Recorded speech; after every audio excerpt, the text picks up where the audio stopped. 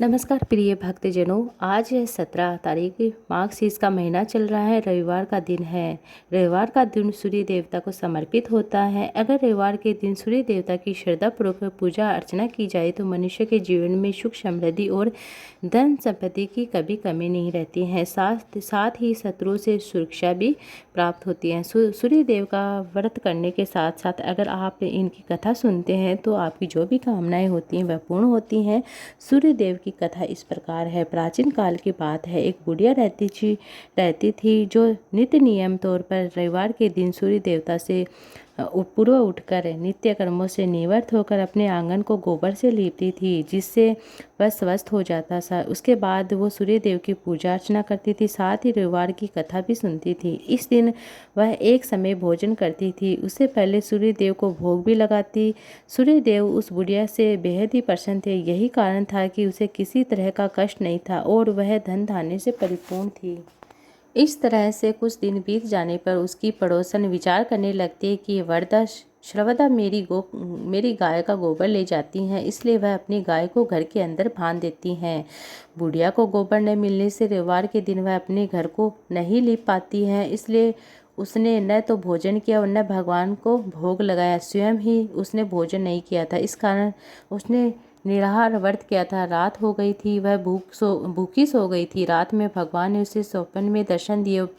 भोजन न बनाने तथा भोग न लगाने का कारण पूछा तो बुढ़िया माई ने कहा, आज मुझे घर लीपने के लिए गोबर नहीं मिला, जिससे हमारा घर शुद्ध नहीं हुआ, जिसे मैं खाना नहीं बना पाई, नहीं आपको भोग लगा पाई। तब भगवान ने कहा कि माता, हम आपको ऐसी गाय देते हैं जिससे सभी इच्छाएं पूर्ण हो जाती हैं, क्योंकि तुम हमेशा रविवार को गाय के गोबर से घर लीपती हो, भोजन बनाती हो और मेरे को भोग लगाती हो और फिर खुद खाती हो। इससे मैं बहुत ही खुश हुआ हूँ और तुम्हें ये वरदान देता हूँ कि अनंत समय में मोक्ष देता हूँ। स्वप्न में ऐसा वरदान देते हुए भगवान अंतर्धान हो जाते हैं। जब बुढ़िया माई की सुबह आँख खुलती है तो वह देखती है कि आंगन में एक अति सुंदर गाय और बछड़े बंधे हुए हैं। गाय और बछड़े को देखकर अत्यंत प्रसन्न होती है और उन्होंने घर के बाहर उसे बांध दिया, कहीं खाने का चारा डाल दिया। और जब उसकी पड़ोसी ने पूछा कि घर के बाहर एक अति सुंदर गाय बछड़े को देखा था, द्वेष के कारण उसका हृदय जल जाता है।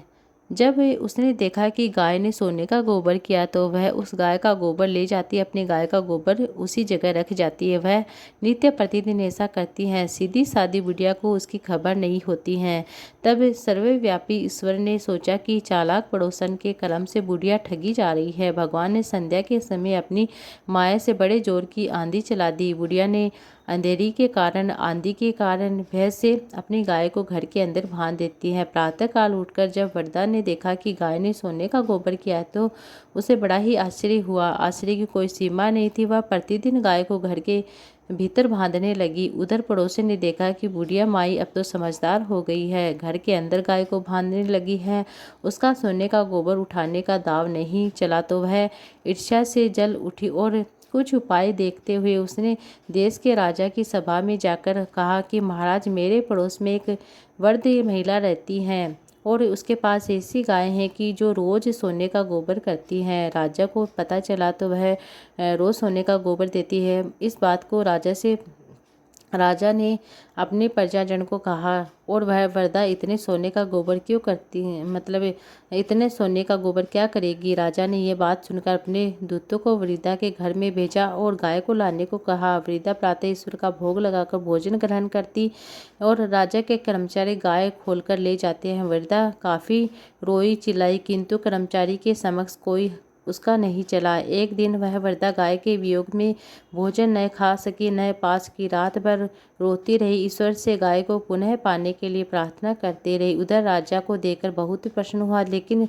सुबह जैसे ही वह उठा तो महल में सारा घर गोबर से भरा हुआ था। राजा ये देखकर घबरा गए। भगवान ने रात में राजा से स्वप्न में कहा, राजा, गाय वृंदावन को लौटा दे, वृद्ध महिला को लौटा दे, तेरा भला होगा। उसके रविवार के व्रत के प्रसन्न होकर मैंने यह गाय दी है। प्रातः होते ही राजा ने वृद्धा को बुलाया और कहा कि धन के साथ सम्मान सम्मानित देकर गाय और बछड़े को लौटा दिया और उसकी पड़ोस को बुलाकर उचित दंड दिया। इतना करने के बाद राजा के महल से गंदगी दूर करवाई। इसी दिन से राजा ने नगरी में सभी निवासियों को फेरा फिरा दिया कि राजा की और अपनी समस्त कामनाओं की पूर्ति के लिए रविवार का व्रत करे। व्रत करने से नगरी के लोग सुखी जीवन व्यतीत करने लगे। कोई अगर व्रत नहीं करता तो रविवार के दिन व्रत कथा जरूर सुने। इस तरह से संपूर्ण नगरवासी बीमारी से मुक्त और प्रकृति का प्रकोप से मुक्त हो जाते हैं और सारी नगरी में इस तरह से सभी लोग व्रत करने लगते हैं। जो रविवार की व्रत कथा सुनता है, पढ़ता है, उसे सभी तरह के कष्ट दूर होते हैं और संपूर्ण मनोकामनाएं पूर्ण होती हैं। अब सुनते हैं इसी के साथ गणेश भगवान की कहानी। एक समय की बात, एक भाई बहन रहते थे। बहन का नियम था कि अपने भाई का चेहरा देखकर ही खाना खाती थी। हर रोज सुबह उठती और जल्दी जल्दी सारा काम करके अपने भाई का मुख देखने के बाद उसके घर जाती।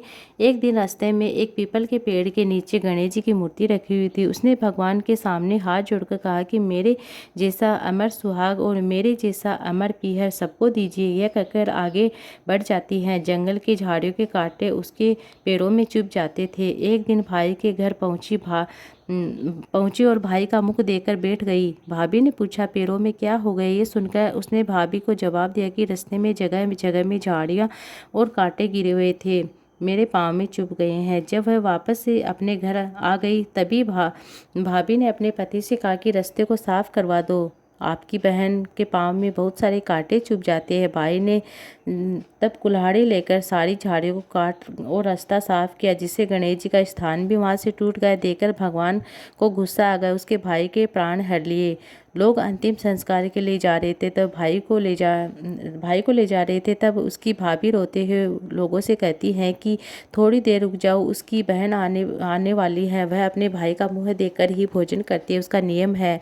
तब लोगों ने कहा कि आज तो देख लेते हैं, आज तो देख लेगी पर कल कैसे देखेगी। रोज दिन की तरह वह अपने भाई का मुँह देखने के लिए जंगल में निकलती है। जब वह जंगल में उससे देखा कि सारा रास्ता साफ किया है, जब वह आगे बढ़ती है तो उसने देखा कि रिद्धि सिद्धि विनायक भी वहाँ से हटे हुए हैं।